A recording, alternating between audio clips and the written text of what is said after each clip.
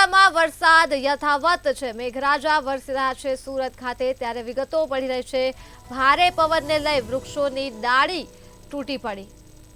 સતત વરસાદને લઈ ખેતરોમાં પણ પાણી ભરાયા છે અને વરસાદને લઈ વાતાવરણ ઠંડુગાર બની ગયું છે। વાતાવરણમાં ઠંડક પ્રસરી છે। ઓલપાડ તાલુકામાં સતત વરસાદ વરસ્યો છે, ત્યારે ઓલપાડમાં 4 ઇંચથી પણ વધારે વરસાદ નોંધવામાં આવ્યો છે। હજી વરસાદ ધીમી ધારે તો ક્યાંક ધોધમાર રીતે વરસી રહ્યો છે સુરત ખાતે, ત્યારે ગત રોજ સાંજથી જ શરૂ થયેલો આ વરસાદ અવિરતપણે વરસી રહ્યો છે।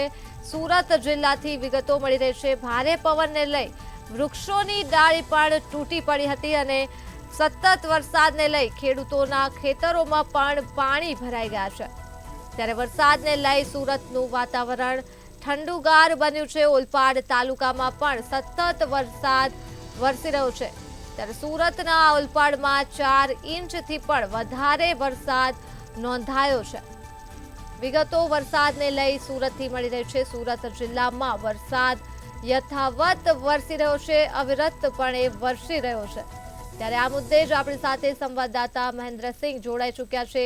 જી, સુરત જિલ્લામાં વરસાદ યથાવત જોવા મળી રહ્યો છે, શું છે ત્યાંનો માહોલ? જી ચોક્કસ, જે રીતે કાલે મોડી સાંજથી વાતાવરણમાં પલટો આવ્યો હતો એકાએક અને ભારે પવન સાથે ગાજવીજ સાથે વરસાદ વરસી રહ્યો હતો અને લગભગ વરસાદ અવિરત અત્યારે પણ ચાલી રહ્યો છે। સુરત જિલ્લાની જો વાત કરવામાં આવે તો 2 ઇંચથી 5 ઇંચ સુધીનો વરસાદ હાલમાં ખાબકી ગયો છે। ઓલપાડ તાલુકાની વાત કરવામાં આવે તો ઓલપાડ તાલુકામાં પણ 4 ઇંચથી વધુ વરસાદ નોંધાઈ ચૂક્યો છે અને હાલમાં પણ વરસાદ ચાલુ છે। ત્યારે ભારે પવનને લઈને કેટલાક વિસ્તારોમાં જે વૃક્ષો છે, વૃક્ષોની ડાળીઓ છે એ ધરાશયી થઈ ગઈ હતી અને સતત વરસાદને લઈને કેટલાક નીચાણવાળા વિસ્તાર જે માર્ગો છે એ માર્ગો ઉપર પણ પાણી ફરી વળ્યા હતા અને જિલ્લામાંથી જે પસાર થતી જે ખાડીઓ છે એ ખાડીઓ પણ 2 કાંઠે વહી રહી છે। હજુ પણ હવામાન વિભાગ દ્વારા ભારે વરસાદની આગાહી આપવામાં આવી રહી છે। જી, વિગતો બદલ આભાર।